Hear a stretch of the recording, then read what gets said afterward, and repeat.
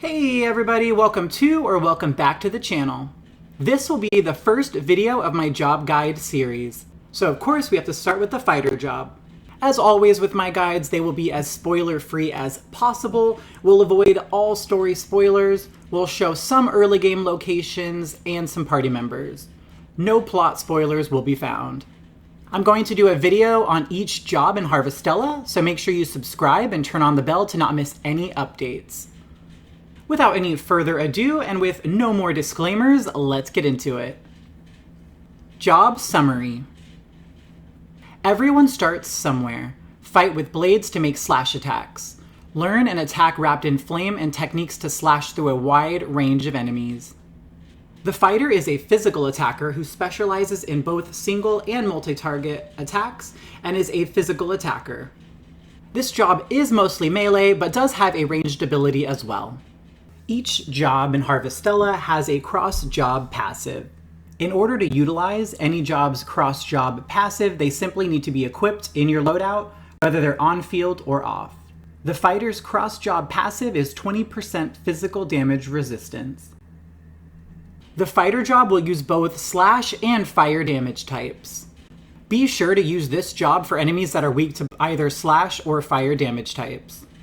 Because they have both melee range, as well as both slash and fire, this makes them a very strong and versatile job. How to unlock. The fighter is the default job that your character starts with. This, however, does not mean that the job is weak whatsoever.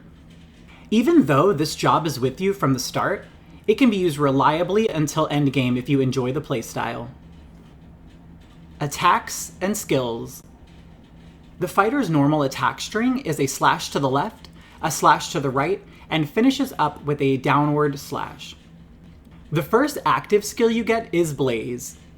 Blaze is a close-range fire and slash skill that is primarily single target, but can hit multiple enemies if they're grouped up closely. Crescent Slash is the second attacking skill you will get. You will spin and do slashing damage in a circle all around you. This ability has a bit of range on it as well, so great to group up enemies and hit them all at once. Flame Tongue is the next active skill that you will get. Flame Tongue stabs forward to deal both slash and fire damage. Flame Tongue also has the added effect of dealing damage over time. The ultimate ability for this class is Enlightened Dawn. This deals large slashing damage as well as temporarily boosts the effect of food on your character. The fighter is also one of the few classes that gets a sort of dodge ability with step. Press ZL and you will dash in the direction you're pressing, useful for getting out of dangerous AoE attacks. Aside from these active abilities, the fighter also has plenty of passive abilities as well. Each active ability, aside from the ultimate, can also be improved up to 3 ranks, increasing their power and reducing their cooldowns. There are also 2 nodes for increasing normal attack damage by 10% each, a node for increasing fire damage by 20%, a node for decreasing physical damage by 20%, as well as 2 nodes for decreasing job change cooldown, and lastly, a node for increasing the effectiveness of food. Skill Tree Path. Do keep in mind this is my personal opinion based on how I play the class. The class is certainly viable if you branch off.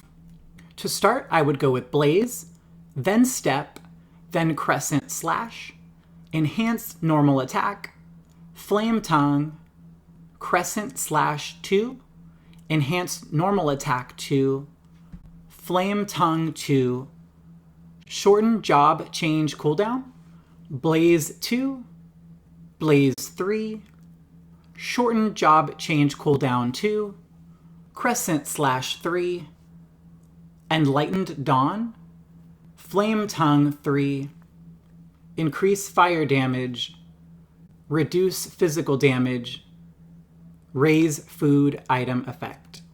Do keep in mind, may have to alternate the path depending on how quickly you level the job versus continue the main story due to Tier 3 being locked initially.